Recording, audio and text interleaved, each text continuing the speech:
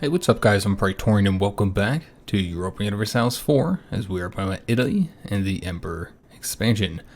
So as you can tell from the title and the thumbnail of this video, this is going to be the finale episode.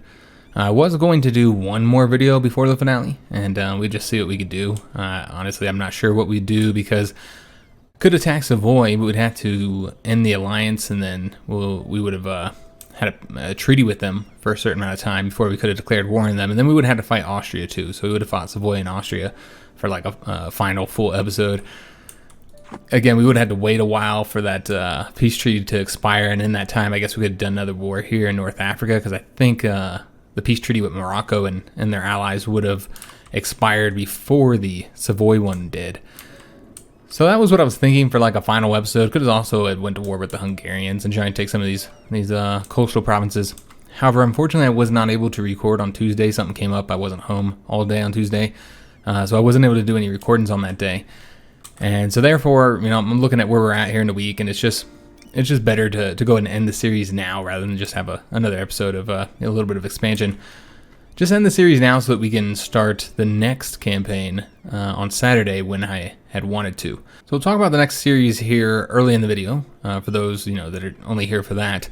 Then after that, I wanted to talk about one thing in regards to the series that I meant to talk about last episode, but I forgot, and that was to talk about the Age of Absolutism here and the things you need to fulfill there in order to get the Splendor. And the reason why I wanted to talk about that here, and even though this is the final episode, is simply because throughout the series I had kept mentioning that this was going to be the period that I thought that we would be able to really dominate and get a lot of Splendor from. And so I just wanted to show why I thought that was. And there may be those who are interested in just seeing what the triggers and different effects you can get from the Age of Absolutism are, since we never did take a look at that since we hit it. So we'll do that.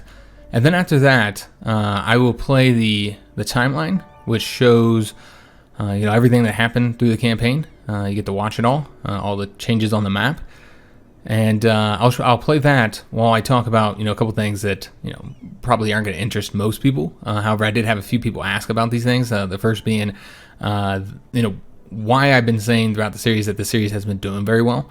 A lot of people have asked me. They see that I have I think episode 1 has like 10 or 11,000 views or something like that, and people are like, oh, that seems decent. Wondering why I'm thinking that the series isn't doing well and why we're ending it. Based mostly on the views, but of course it has been a fairly long series as well. So I wanted to talk about that since I did have several people ask me about it, and I know that's not something that'll interest most people, so we'll put that towards the back here. So I was going to discuss that as well as just my general feelings about the patch and the expansion. Not going to go into too much detail there since we've already kind of talked about that throughout the series. And then, of course, finally talking about, if we're going to continue playing EU4 and what that would look like. So let's go and start off by just mentioning what we're going to be doing for the next series. And that's going to be a Hearts of Iron 4 campaign. And it's going to be a campaign as Mexico. So I have a high tier patron. If you're at the higher tiers, you get to request a series, any series you want, and one of our higher tier patrons has reached that threshold where he has now requested that we do a HoI4 Mexico campaign. And I think the reason why he requested that is because, as many of you guys know who've been on the channel for a while, essentially ever since Man the Guns, when Mexico got their own focus tree, I've been putting them on all the patron votes, for the patrons to select them for the next campaign. And that's what, when did Man the Guns came out? What, a year ago, over a year ago, year and a half ago, something like that? Yeah, it's been a while since Man the Guns came out. And Mexico has never gotten much support in those patron votes. As I always bring them up and talk about how I want to play as them, but, for whatever reason, they only get maybe 1 or 2 votes from the patrons. So I think that's the reason why he picked that. I could be wrong, of course, but probably because they've been on those patron votes for so long. And he probably is interested in seeing a Mexico campaign. So as far as what we're going to be doing on that one, he didn't have any real conditions on the Mexico campaign on what he wanted us to do, with one exception, and that is that he wanted us to attack the United States. So we got to go to war with the United States at some point in the campaign, and that was the only condition. So we know that we're going to be doing that. Other than fighting the United States, everything else is open. I've looked at the focus tree many times, and I'm not entirely sure just yet which direction we're going to go on the focus tree, because it's It's a very detailed focus tree. I like it a lot. It's kind of reminds me of the Spanish one. Of course, the Spanish one is way larger and has a lot more detail to it. But it reminds me of that one in the fact that there's actually several really cool like directions to go on it, and there's a lot of options too. So I'm not sure which way we're going yet. So I'm definitely open to any feedback on that. Your guys' opinions, what you guys think we should do, like which direction, which ideology, or which direction on the focus tree. If you want to post any suggestions, I'd love to read them. Post which route you think we should go and why. Again, I haven't quite decided. I'm going to continue looking at it. And of course, I'll take your guys' input in consideration. And that series, the Mexico HiJynx campaign, will be starting on Saturday. That's the plan anyway. We're going to start that this coming up Saturday, so a couple days from now. And that should be fun. I'm looking forward to it. I've been wanting to play Mexico for a while, and I'm excited to dig in their focus tree. And it'll be interesting fighting America too with a border, not having to do the naval invasions. That should be quite a bit different than usual. So if that's all you're here for, to see what we're doing next, that's what we're doing next, guys. As far as what's coming after HiJynx, because I'm sure some people are going to be curious about that as well, I do expect that campaign will likely go until pretty close to CK3's release. And now I am hoping to get CK3 early. We typically get early access to the Paradox content, the new games and their DLC. I always request it, but it doesn't mean I'm going to get it. I hope I get the early access to it, but you never know. We might not get it. But if we do, then we usually get the new games. DLCs, you get them about like a week before they release. You start putting content out, or maybe the weekend before release. But with the newer games, with Empey Rome, for instance, they typically let you start releasing content about 2 weeks before it releases. So I'm hoping that's the case. That means we would be starting, because CK3 releases on September 1st. So that means we would be starting the CK3 series in the middle of August. And so I don't even know if that Mexico series would be over by then. So we'd have the 2 series going at the same time in that case. So that's the plan. I do expect that the Mexico campaign will go until about when we start the CK3 one. Given, of course, that is based on us getting early access to CK3. But that's the plan as of now. Is the Mexico HiJynx and then start a CK3 series, which again I'm really excited for CK3. It looks really good. So looking forward to it. I don't think we're going to see the same disappointment that we saw, that many of us felt when it came to Empey Rome. I think we're going to see a pretty good experience at launch. That's just my guess, of course. I guess we'll see if that ends up being correct. But again, I'm excited for it, and so that's the plan for the next couple of series here. Now moving along, we got one more thing I'm going to talk about before we start playing the timeline, since we went to look at this if we had the timeline playing. And that is the Age of Absolutism and the triggers that you need to fulfill in order to get that splendor from it. The reason why I want to discuss this is just because I brought it up so many times, saying that I think that this would be where we'd get our golden era, that would be where we'd be able to fulfill a lot of the objectives. The reason I think we'd be able to stack up on the splendor in this age is because there's so many of these objectives here that we could fulfill. So multiple universities, that wouldn't take very long. We just need to get 5. We have 1 already. They don't cost very much. We almost have enough money, I think, to get all 4 that we need. If you just kind of look at this real quick, it's 285.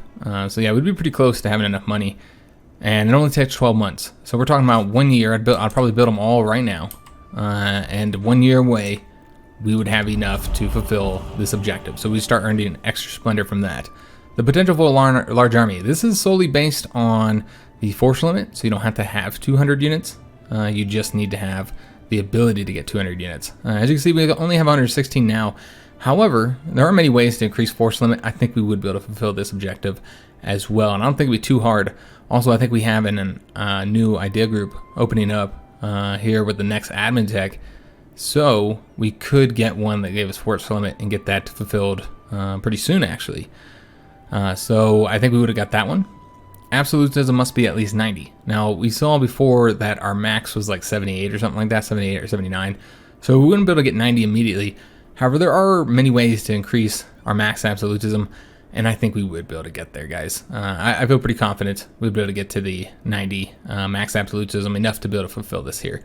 That would take a little while, a little bit longer than, say, like the university one, but I think we'd be able to get that one done as well. And then the multicultural nation. So you have to do 3 of 5. As of right now, we can only fulfill 4. We can only get 4 promoted cultures. We have 3 right now, so we'd have to do 1 more.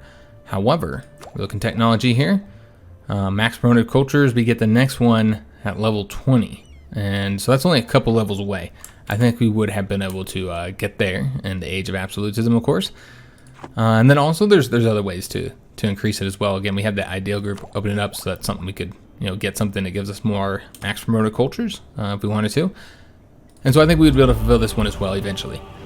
So if you count that up, that's 1, 2, 3, 4. Because yeah, I don't think we would do trade companies or Emperor of China or the religious war. We won't be able to do any of those. But yeah, we'll be able to do 4, which if you guys recall from previous series or from previous ages, we've only ever fulfilled 2 of them. I believe here in the Age of Discovery we fulfilled 2, and that was it. And then we only fulfilled, I don't know that we fulfilled any of the ones in the Age of Reformation. So I think we'd be able to fulfill 4 here, so we'd definitely be stacking up on the Splendor. We'd be able to get the Golden Era, and yeah, I definitely feel like we'd be able to get many of these ones. Just kind of show you what they are for those who are curious. I already have a film on which 3 we'd probably get. But yeah, we'd be able to get several of those, and then these ones are the special ones for specific countries.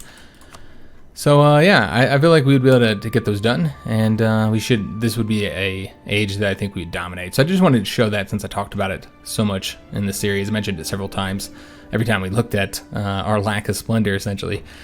So that is going to be it for this series. Everything discussed here is going to be like YouTuber stuff. I will talk about EU4 and some plans I have for it in the future.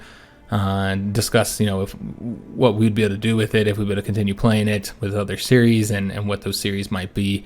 So I'm going to discuss that a little bit, but for the most part this is going to be like a lot of YouTube information, like how I gauge views and stuff on our channel for those that are curious, because I've had many people ask me about it. Alright, so let's learn to play this. We'll play it on the slow, and we'll zoom in and look at what's going on here in Italy, and then we'll do like the world next. It doesn't take very long even on the slowest setting to get all the way through this, because again we only got to like 16, 15 or something like that. So the first thing I'd like to discuss is the views of the series. So a lot of people have asked me about this, how I gauge whether the series is successful or not, whether we should continue it, and why I don't consider this series successful despite the fact that episode 1 got 10 or 11,000 views. Which is okay. That's not as much as like a HoI4 series typically, but it's all right. But the way I gauge this is I compare everything when we talk about these strategy games that I play. I compare everything to the Hearts of Iron 4 and how that does. And if Hearts of Iron 4 it does significantly better than a series, then I do consider that series having not done as well, considering the fact that we could have been playing HoI4, so that's kind of the way I gauge it, and just kind of show you, again, it doesn't have to do as well as the HoI4 series, it just needs to be like comparable, and in this case, it definitely isn't. This is actually probably the worst series I've ever had for a Paradox game, I should say a historical Paradox game, that wasn't modded, that was vanilla. Because modded series typically do a lot worse than the vanilla ones. But other than Stellaris, which again isn't a historical one, so it's a very different audience. So I won't compare to the Stellaris campaigns because those ones don't ever do very well, which is why we're probably not going to play them much on the channel anymore, because they just have never done well. I've done 3 series with Stellaris, and all of them were not great as far as views go. So this is probably the worst historical one, unfortunately. Sorry, I did have to pause the recording for a second there. Large car vehicle just came by. A very loud vehicle is what I'm trying to say. But what I was saying is that if you compare this to let's compare it to the Japanese series, right? The HoI4 Japanese series. That was the last HoI4 campaign we did. So given it is a little bit older, so it's going to have a little bit more views simply because of that fact. So do consider that. But just to go by the numbers here. That Japanese series is 28 videos, so the same number as this one here, and we have 280,000 views across all 28 videos. So 280,000 views, which is decent for a HoI4 series. This is it's a little bit lower than I typically get. I typically get views somewhere in about 300-something thousand for the whole series. And that's specifically a series that is after a DLC, not like right after, but after these DLCs have already been out for a little while, because the new series with the DLC, when a DLC first releases, always does much better than normal. So the Japan series was not right after this DLC released. If you guys recall, Portugal and France were right with the La Resistance DLC. So this came out a couple months after the DLC had already been released, and it got 280,000 views. This series, on the other hand, came out when a series when a DLC released. This was with the latest expansion and patch. It has that benefit, and yet it only got 55,000 views across the entire series. So 55,000 views compared to 280,000 views. So basically, the Japanese series did 5 times better. Again, of course, it is a little bit older, so that should be considered because they continue to get views as they go. However, if we just look at the views per day, which each series episode 1 is getting, episode 1 of Japan series is getting 500 views per day, while episode 1 of this one is only getting 100 views per day. So again, 5 times the number. So pretty consistent there. And that's the point. That is, obviously, that's a lot less views. And that's why I gauge it as not successful. It's just because of the small fraction of views of what it would get on a normal series for us, for like Hearts of Iron 4. So that's the reason why we're not continuing. But more than anything, this is a pretty long series. 28 videos is pretty long for the channel, especially when you consider how long my videos are. They're all 40-something minutes at the least to 50-something minutes, an hour plus. So yeah, pretty long series overall. And I had fun with it, and I feel like many of you guys had fun. It was also good to have something different on the channel, since we play a lot of Hearts of Iron 4, of course. So I think it was nice playing something different for a while. So that's the reason why we did the series for so long, despite the lack of success. Was simply because of the fact that I was enjoying it, you guys were enjoying it, and again, it does feel like it's nice to have something different on the channel. So that's pretty much all I want to talk about in regard to the views. I think it's pretty clear that when something's doing 5 times less than usually, actually much less than that when you compare to like most series. Again, that Japan series has been popular, but not as popular as past HoI4 campaigns, which again typically get somewhere between 350 to 450,000 views for the whole series. We did go all the way through this here, so that's Italy. That was our expansion throughout the whole game. All the way up to 1615, and now we'll take a look at the whole world here. And we're pretty much done talking about the views. As far as the series goes, I do feel like it would have been nice to play a little bit longer as far as time frame go. I thought we would have, after 28 videos, we would have got a little bit further. We did have those historical sections where I talked for a while while not playing the game. So we had several of those historical sections, discussions. And so that is part of it. More than anything, though, I think I probably played a little bit too slow, just slightly too slow in some ways. Because I did think we'd get to if we went this far, almost 30 videos. I did expect to see the mid to late 17th century.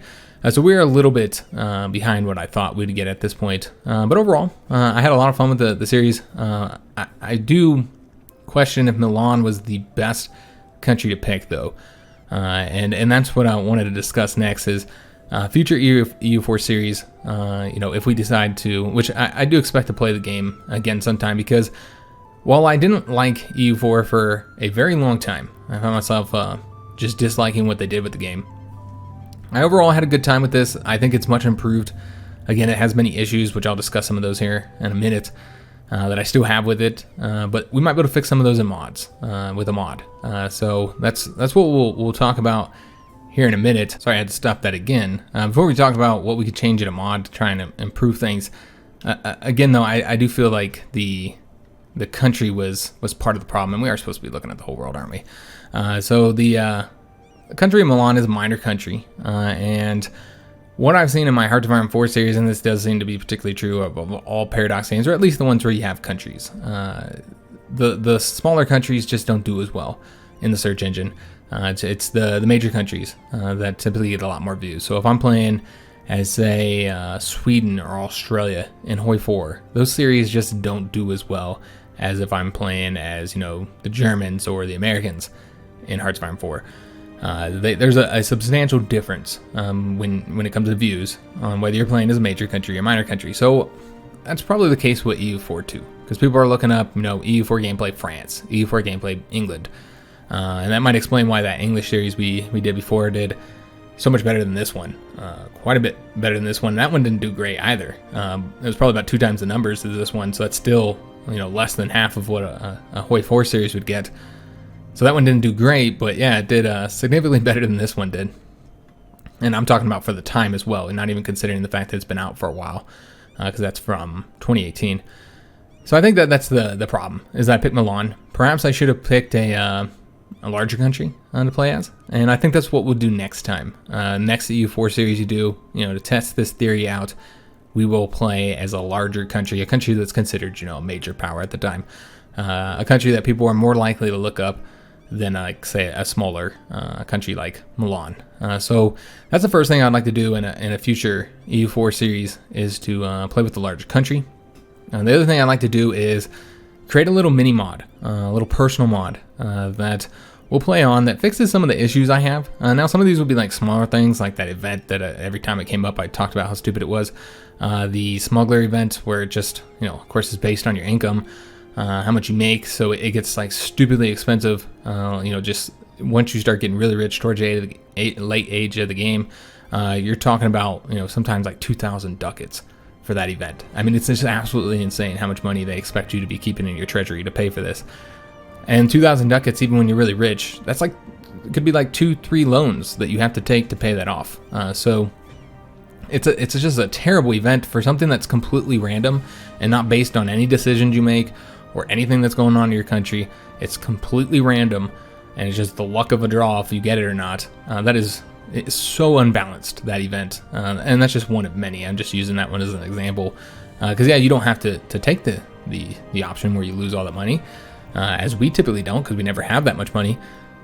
But it's like a non-choice, because it's like either you take this option that results in you losing a stupid amount of money and have to take a bunch of loans and ruining your economy for a couple years, or you could take the option that gives you a modifier that also ruins your economy, that has some just nasty penalties. So overall reduces the amount of money you're making significantly if you do take that option. So yeah, I just don't like events like that. Not when they're completely random. Like if it was based off of, oh, I made this choice or I did this, or I chose to go this way with my economy, and so that's the consequence, then that'd be one thing. But it's not a consequence of anything I do. It's just based on random number generator and whether or not I got unlucky 10 times in a campaign and the event kept firing. So I really don't like that event, and there's several others. Those are like little things that we could change. But there's a few larger things that I'd like to change, more mechanically, and we've already discussed one of those, and that was that I would really like to make transport ships better. The way I did in my previous mod, making them more into a warship that can also carry troops. A warship that, again, would be not as good as the heavy ships or the ships of the line. It wouldn't be quite as good as those. It would be easily defeated by those, in fact. And we are now done with our timeline. That was the whole timeline. You can see how things were expanding. I did kind of zoom in and out on that a couple times. My bad, guys. But for the most part, you got to see how things had gone. But yeah, again, I would like to make those transport ships a little bit better. Make them into warships. Again, they would lose the heavy ships out here, and then in the inland sea, they might be slightly worse than the galley ships here, but still be able to compete with them. They should be able to compete with them still. So that's basically what they would do. They would play the kind of the warship role in between galleys and heavy ships here in the main sea. So they'd easily be able to beat like any of the light ships, the galleys, I should say, here in the in the open ocean. And then of course they should be able to beat the light trade ships as well, as all ships can. So that'd be one change. Now it's very easy to make that change. It takes maybe, I don't know, 30 minutes probably to change it over in a way, maybe an hour. The thing that takes the longest though is if you want to change all the GUI up, so where it's located. And what I mean here, if we were to look at our ships, so you can see here we got heavy ships and then light ships and so on and so on, and it goes from largest ship down to the smallest, most worthless ship, the transport ships. And if you want this to make sense, then first of all you need to change up the icons. So you need to switch these out. So this bigger ship here is for your new transports, which we would call frigates. So you'd have to switch these over. And that's, again, not that hard, but then you get a situation where you now have this really big ship, and then you have the little ship here, and then the galleys, and then another kind of bigger ship. And it just looks strange. You can see that it's easy to identify what each ship's size is because it goes in order. Makes sense. It looks good. So if you want to switch that over, then that's where the work is. There's a lot of GUI you have to change. I only know because I've done it before.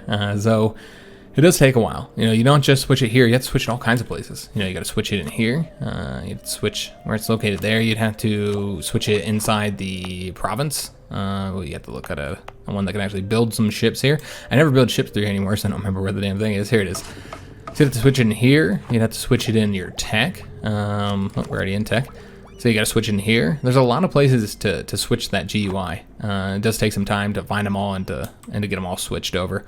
But that's one change we could do. There's a few other things I really didn't like about the expansion that I would consider changing. Overall, I did enjoy the expansion. I felt like it's a huge improvement on the game. EU4 is now a better game with the latest patch and the expansion than it was before. I think they fixed some of the major issues. I've already discussed some of those. Obviously, my biggest problem that has now been fixed has been with the mercenary system. Mercenaries kind of ruined the wargame to me, in my opinion. They're just so powerful. There was really no reason to use real armies. You didn't really need them, and that basically meant you don't need manpower. So that's a lot of stuff that you can neglect using, because the mercenaries. The thing is they build so quick, and while they are more expensive to maintain, you got to consider the fact that you get rid of them as soon as the war's over. So how much money are you overall saving across the game because you're not paying for any troops during war? Now, given if you're a smaller country, that's not very viable because, the enemy will come in and conquer all your provinces before you even get your mercenary army built and put together. But for a large country where you have several forts up on your border and they can't really invade you without taking a fort, you can get a mercenary army built in 6 weeks. They might only be able to take 1 or 2 provinces that aren't fortified in that time. So you've got plenty of time to get your mercenary army assembled, and then you go send them off to war, and really it's, again, you're spending lots of money on it, but you don't have to worry about any manpower. Manpower is completely irrelevant when you're using that mercenary army. So I just felt that it was just extremely overpowered. I didn't like the way it was done, and they're so plentiful, and it just kind of ruined the military system for me. But with the new mercenary system, that is fixed, in my opinion. I wish we'd used this a little bit more than we had. I decided to focus on, professionalism and standing armies, and I kind of feel like maybe as Italy here with the first campaign, because again, Italy did use mercenaries a lot. The Italian powers did. And so it makes sense as Italy to do that, and as our first campaign with the expansion to utilize the mercenary system a bit more. I think we only hired them maybe once or twice. So I really wish we had used this a bit more, but we did focus more on the standing army with the professionalism. And of course, every time you hire mercenaries, you lose that professionalism, so I kind of avoided doing so.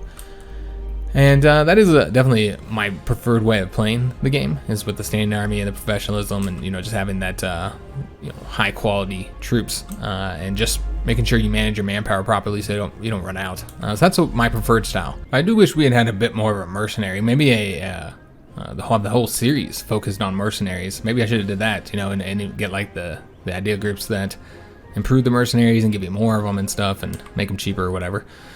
So like the administrative ones, we really should have done that. I kind of regret not doing that now, since we never really used the mercenaries much. But I really like this. I think this is a huge improvement, and what I would really like to see happen, and I know this isn't going to happen in EU4, but maybe we'll see it in EU5 or something like that, as I would really like to see a system like this utilized for your standing armies, to represent the idea of not having standing armies, because countries didn't for a long time. Standing armies were developed in the 17th century, but really most countries didn't have them until the 18th century. A couple countries started developing in the 17th century. One of the earliest examples, not earliest in time, because obviously there's many periods of time where there were standing armies. Obviously Rome had a standing army, but when we're talking about the Middle Ages, early modern period, the new Europe, new Christian Europe. And one of the earliest examples of a standing army was, of course, Cromwell's standing army here during the English Civil War and after. And that's the 17th century. That's the mid 17th century. And yet this game has standing armies right from the get-go, and it's just kind of odd. odd. You know, CK2 and CK3 don't have standing armies because, again, it doesn't make any sense for the time period. And it doesn't make any sense for this time period either. Again, most countries didn't have standing armies until the 18th century. The very last century of the 4 centuries that this game covers. So it's really strange that standing armies are in the game as they are. It doesn't make any sense. It's not historical or accurate. And I feel like this system could be used to create a pretty cool mechanic in regards to the armies. I think you could do something with this.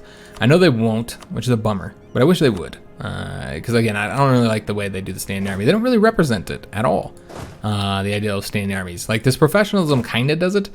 But professionalism is a completely different factor, of course. That's how professional your armies are.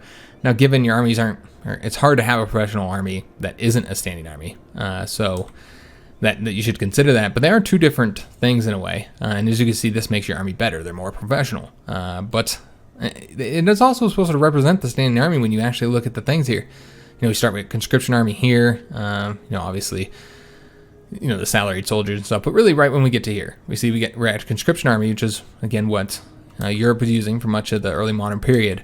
And then we go to the permanent army, you know, another way to say standing army, and then professional army.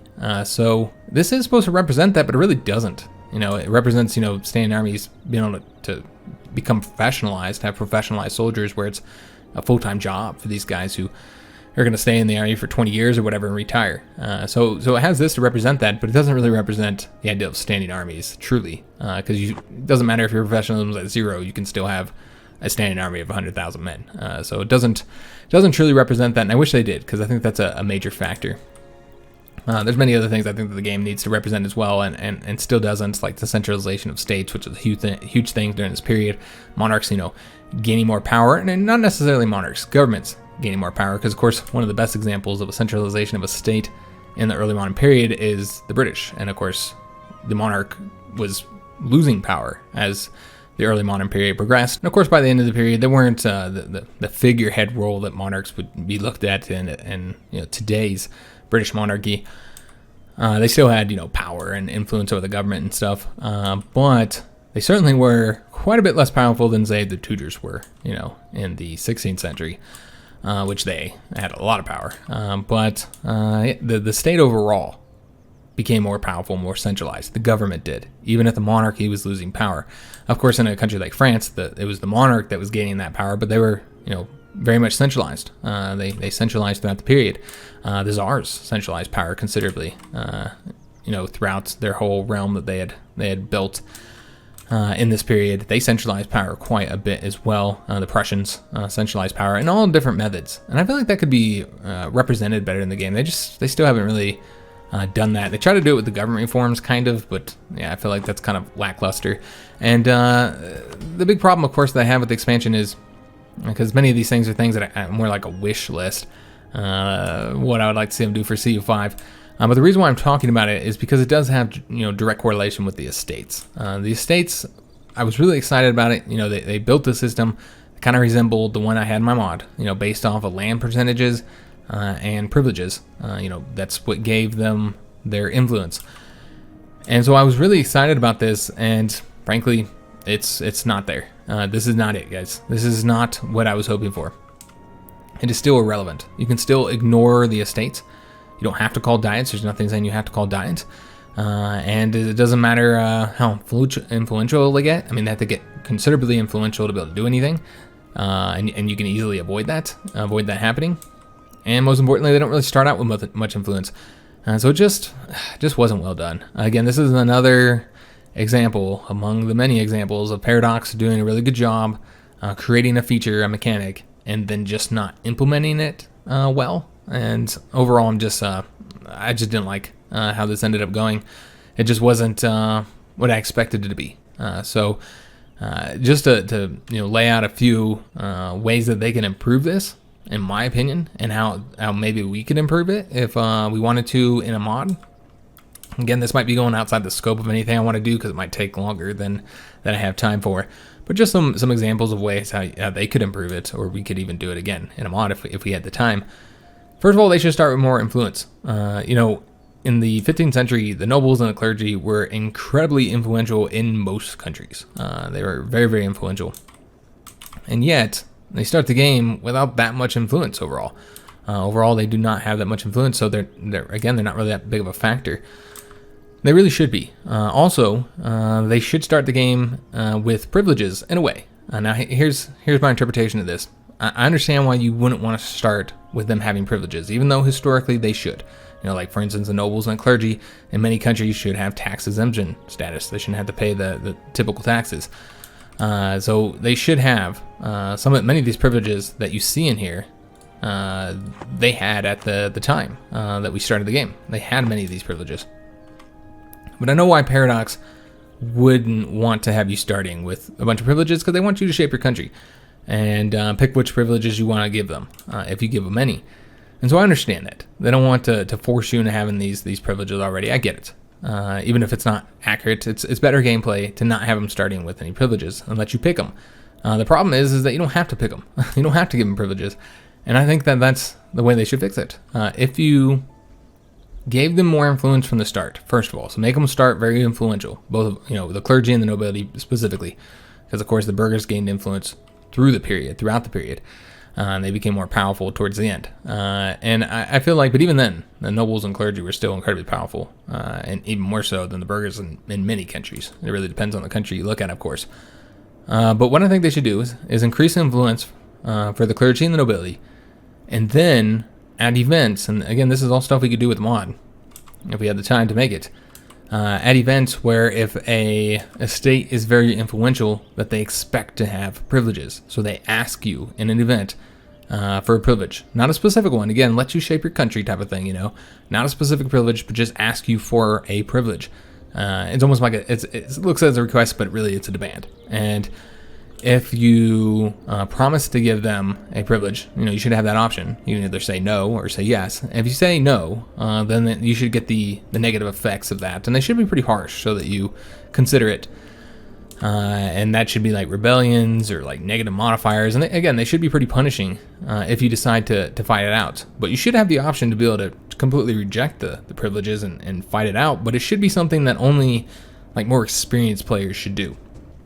It should be something that's going to be very challenging, and there's only like an experienced player that would be able to handle it. It should be like, most players are giving the privileges. And so you promise them a privilege, and let's say you have like 12 months to then grant them any privilege you want.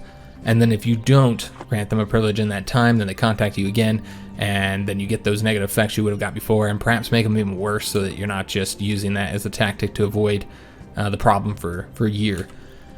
And so, yeah, then you give them the privilege, and then you can, from there, use this system to represent the centralization of the state in the hands of the government, and taking it out of the hands of, like, the church and the nobles.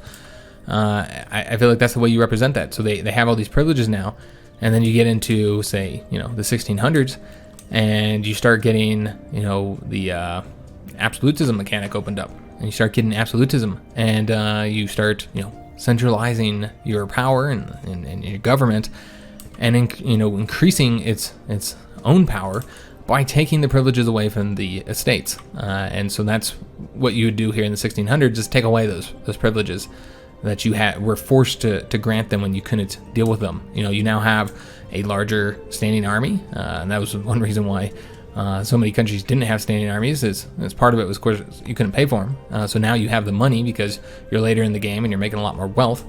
So you now have the money to pay for a standing army. And the other reason why a lot of countries didn't have standing armies is because the nobles looked at them as a threat. If the king has a standing army, then he can use it to destroy you.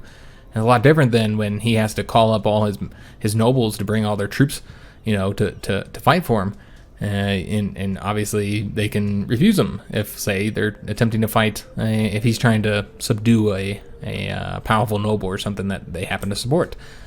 They're able to, not bring their troops. And so having a standing army was a threat to the nobles. And that's one way that the monarchs or the governments, for instance, in the case of Cromwell, would impose their power, is because of their strong standing army. So that should be represented. As you get richer, as you get more powerful as the ruler or the government or whatever, that then you have the ability to reduce the privileges of the clergy and nobility, and that comes in a later game, and that could represent the centralization of the state. And I feel like a big missed opportunity with that big missed opportunity on actually creating some type of domestic management, because that's my general feeling with EU4 is that it's a war game, because really, while you have a few other aspects, you have colonization, you have a little bit of trade. Obviously, the trade is more like, assign a merchant and forget about them. You might move them around a little bit. For the most part, you assign them where you need them, and then you just leave them there. So trade isn't, there's not a lot required with trade. Really, the game doesn't want to require you to do, too much of you for anything. Just click on buttons. You get a little notification. You've got to open. Keep wanting to say merchant. You got to open missionary that they can utilize. So I click on that, and then I click on this and tell him to go and do his job, and that's all I have to do. And that's because it wants to be a war game. It wants to be a game focused on war, conflict. So they don't want to put too much into the domestic management and stuff. They don't want you to have to micromanage too much stuff and spend too much time in that, because they are trying to focus on war, which is fine. Obviously Hearts of Iron 4 is my favorite Paradox game right now. Now EU4 used to be my favorite Paradox game, but EU4 definitely is my favorite game that they have out right now. And CK3 might take the role there. I don't know. We'll see. Probably not. I don't expect it will. But I think I'll like it a lot. But it might not become my new favorite game. But I do expect it to be really awesome. But maybe it will. Maybe it'll be so great. I'm like, hey, that's my new favorite game. But EU4 is my favorite game right now. And it's a war game. So it's absolutely fine if you have a game focused mostly on war. That's all EU4 really focuses on. And it's great. However, this is a war game that wants to be a war game. Doesn't really give you a whole lot to do outside of war. You're always going to be expanding if you don't want to be bored.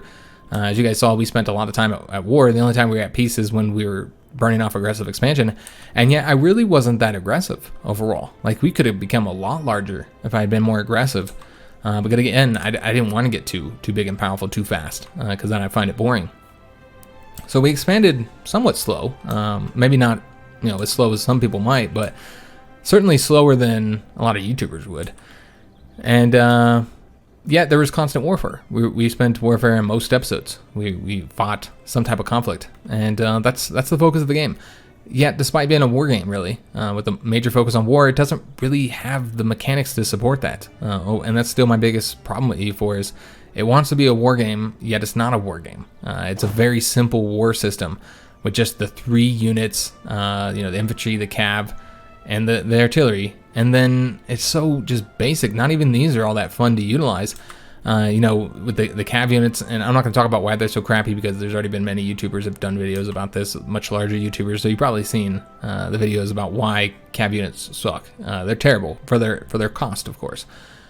They're not great, and so really you just put enough to have them on their flanks, since they have that ability to be able to attack from the 1 extra space with their flanking range, which you see the infantry have 1 and their cav have 2. And so you really only need them for your flanks. So technically you only need 2. I do 4 to replace those guys if they get if they get pushed off the line. So I'm a little bit more cautious with it. I want to make sure I have those cav units there. So if one of them get defeated, then I have 2 other ones to take that place. But that's all I do. I'll probably get my units up to 30,000 maybe. So around soon I'd be moving up to 30,000. I'd still only have 4,000 cav units. That's it. I'd never go higher than that. As far as the rest here, it's really basic. A lot of players will have exactly half the army, so that they have 1 cannon behind every unit that's fighting. They'll have exactly half the army, or at least half of the overall combat width, be artillery. So you always have that unit behind them, giving the frontline units their bonus that they grant. And that's not very realistic. First of all, this is extremely silly, because basically when it ends up happening is half your army is infantry. I mean, if I had a 30,000 unit here, it would probably be 4,000 cav, 14,000 infantry, and then the rest, which would be about 12,000. Yeah, I think that'd be 12,000 left would be artillery. That is not very accurate to have almost half your army be artillery. That's just not. Most of your army in the period would be infantry, the majority of it. And yet that's not really represented, because artillery is just so powerful, and it should be powerful, but just the way they do it is strange. It's just results in some, I don't know. It's just not. There's nothing to it. There's no real choices in the matter. You kind of get a choice between different units, but it's basically whether you want to go with offense or defense. Essentially, there's just not much to it, and there's just not much to the combat system overall. When you compare it to a war game like EU4. There's just nothing to this system, and so that's always been my problem with EU4, and it still exists. The patch hasn't fixed that, even with the mercenary system being changed. It hasn't fixed that. That's still present. That it's still a war game that isn't that great at warfare. So that's kind of strange. I don't know why they're so against focusing more on domestic politics, and really all they have is the estate system. So I mean, this is the main thing, and so this is why I was kind of really relying on this to improve things, because I mean, they don't have pops and they don't have characters. So when you don't represent the larger population in any form or fashion, they just have this weird, very abstract base tax and base production and base manpower.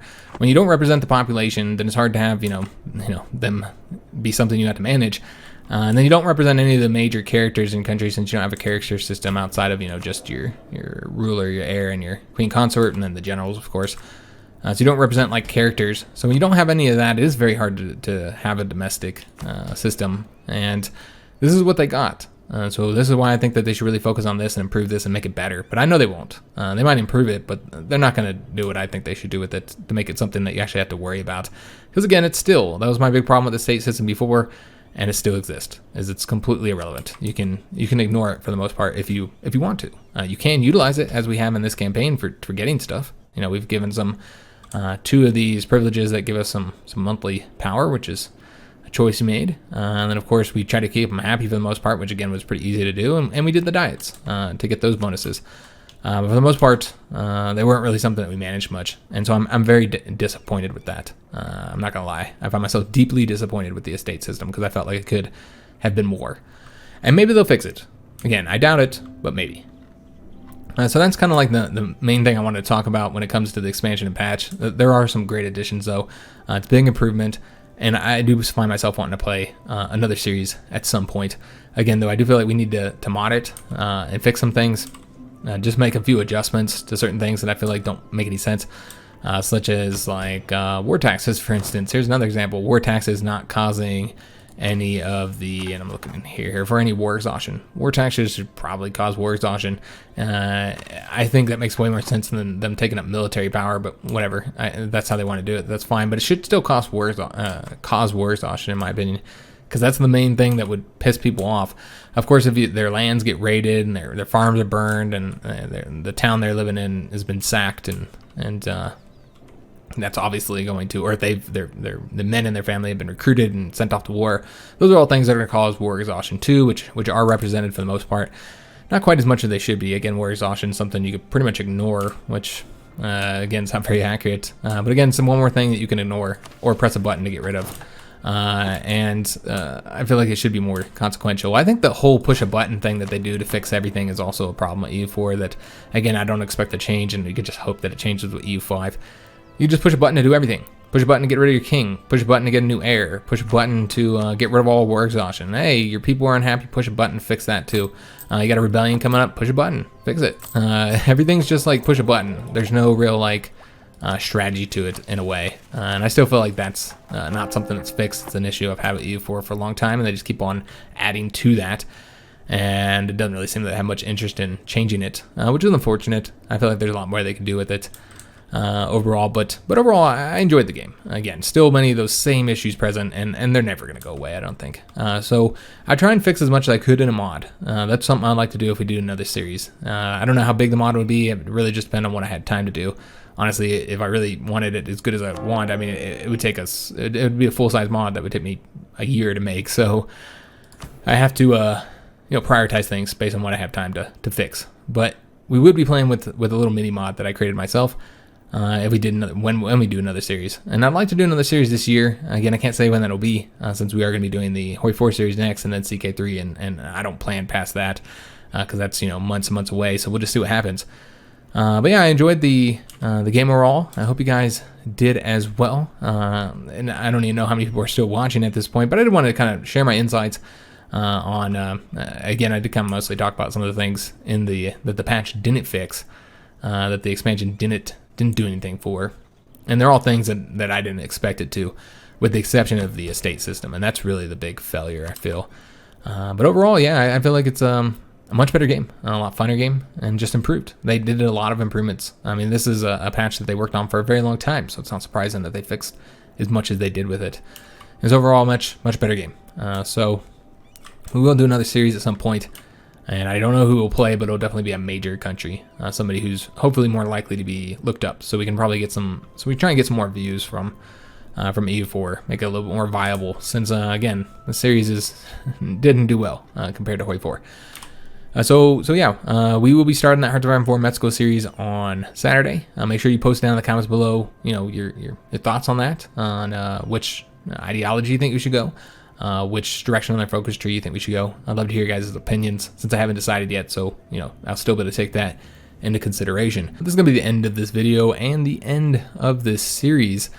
Again, I had a fun time. I'm glad you guys enjoyed me on this, and sorry that we didn't get a little bit further, but we did play a lot longer than I had intended as far as video wise goes, and we only did the 20 videos that I had expected to play. If it didn't do well, the series, I mean, then we wouldn't have even gotten to this far. I think we would have only gotten to the mid 1500s, if that. So yeah, I did play it longer, and it was actually a fairly long series compared to most of my Hearts of Iron 4 series, which end somewhere between 16 to 25 videos. So it was certainly longer than the HoI 4 series, despite the lower views. So I feel like we did do the series justice. Like it was fairly long for one of my series anyway, and given how long I play the videos. So yeah, I feel like we got a real good look at it. I know several of you guys had never seen EU4 and found a game from this series that you're now really enjoying, so I'm happy about that. And I was able to show you guys, maybe some HoI 4 fans or CK2 fans, that a game that maybe they'd never experienced before or knew about and had always wanted to play, but we're a little bit overwhelmed because let's be honest, this game's been out for a long time, so it's got a lot of DLC, and that's a lot of extra features, extra mechanics to learn. For most of us who've been learning it as they've been coming out, it doesn't seem like that big of a deal, but for a new player, this can be daunting.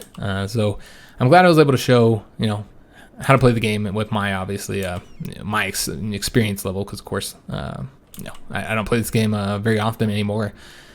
And, I also don't have the many hours as I do, say, HoI 4, where, between the two versions of HoI 4 I played, since I was a beta, I've got 2,300 hours in the game, compared to this game where I've got about maybe 600 hours, so significantly less, but still quite a bit of experience, I suppose, in the game compared to a new player. So within my experience level, which again, I'm not the most experienced, I do think that I was able to help some of you guys learn the game, so I'm glad for that.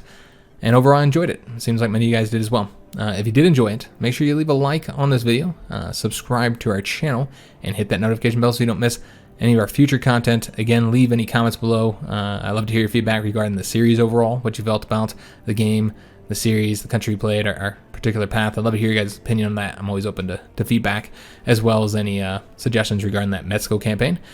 We'll be starting that on Saturday. If you're looking for anything to watch while you wait for that next series to start, check out the front page of our channel. We got 3,000 videos, all sorted by genre. HoI 4 has its own sections. I play that so often. Then, of course, we have a strategy section with many strategy games, both Paradox strategy games and other ones, as well as console strategy games. We play those as well.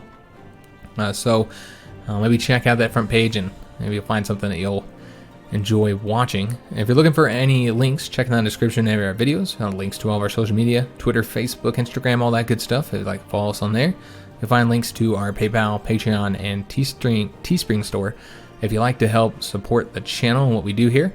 Also, you'll find a link to our Discord if you'd like to join our community. So I do hope to see you guys on another video, whether that's the next upcoming HoI 4 series or something else. I'd just love to see you, in the comments section. Love talking to you guys overall. I do read and respond to all comments, so whether you're on a newer video like this or on a really old video, I typically see it. I usually see it and will respond to it, because I do really enjoy talking to you guys. This is one of my favorite aspects of this whole YouTube thing. And yeah, so I do hope to see you guys in the comments somewhere, and thanks for watching.